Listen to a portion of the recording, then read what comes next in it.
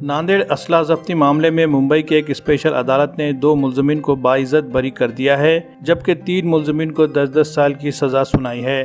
बाइज्जत बरी होने वालों में मोहम्मद इरफान का नाम भी शामिल है। अदालत से बाइज्जत बरी होने के बाद मोहम्मद इरफान जुमेरात की सुबह देवगिरी एक्सप्रेस के जरिए नांदेड़ पहुंचा। यहाँ इसका निहायत गर्मजोशी के साथ इस्तकबाल किया गया। इस्तकबाल करने वालों में जहाँ उसके रिश्तेदार, दोस्त, अहबाब मौजूद रहे, वहीं जमीयतुल उलमा अरशद मदनी के मुकामी जिम्मेदारान भी मौजूद थे।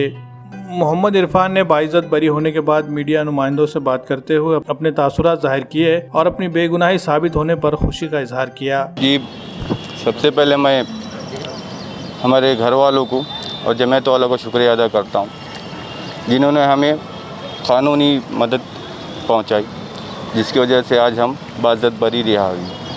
ये तो हम बहुत पहले से कहते थे कि हम बेगुनाह हैं, लेकिन हमारी कभी सुनी नहीं गई। इसके पीछे जुडिशल सिस्टम जो है वो बहुत लो चल रहा है। लेकिन आज 9 साल के बाद मुझे राहत मिली है। तो मैं ये चाहता हूँ कि हमारे जैसे और भी बेगुनाह जो लोग हैं जेलों में, उनकी भी जल्द से जल्द केस चलाए कि उनको भी रिहा किया जाए। तो मैं ये नहीं कहता कि वो बेगुनाह है या गुनहगार है, लेकिन मैं ये कहना चाहता हूँ कि जल्द से जल्द उनका केस ख़त्म किया जाए। और जमीयत वाले जो है उसमें मेहनत कर रहे हैं, तो इंशाअल्लाह जल्द से जल्द कामयाबी हासिल होगी।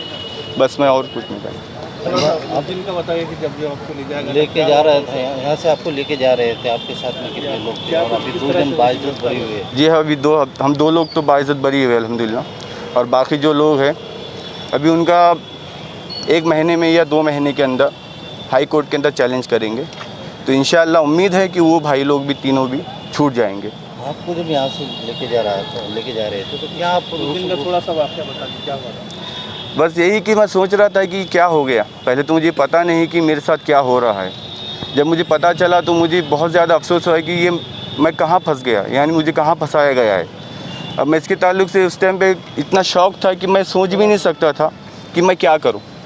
और मेरे घर वाले इतने परेशान हो गए, जिसमें कि उनको क्या करना, कैसा करना, यानी कहाँ से स्टार्ट करना चाहिए, इसके बारे में कुछ मालूम नहीं था। तो इसके लिए हमको बहुत स्ट्रगल करना पड़ा, बहुत मेहनत करनी पड़ी।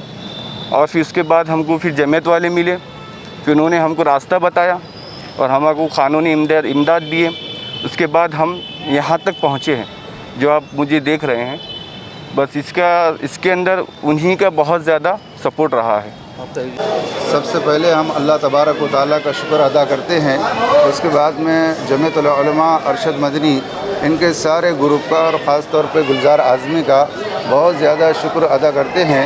अल्लाह तबारक व तआला ने हमें एक बहुत बड़ी खुशी नसीब फरमाई है कि हमारे इस शहर से जो 5 बच्चे गिरफ़्तार हुए थे, जिसमें से 2 बाइज्जत बरी हो गए हैं।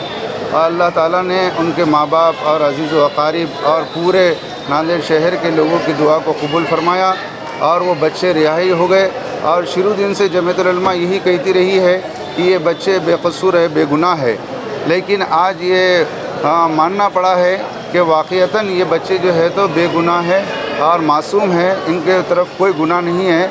और इनके अब जमीयतुल उलमा ये डिमांड करती है कि ये बच्चों का जो वक्त ज़ाय हुआ है तो वो उनकी भरपाई करे।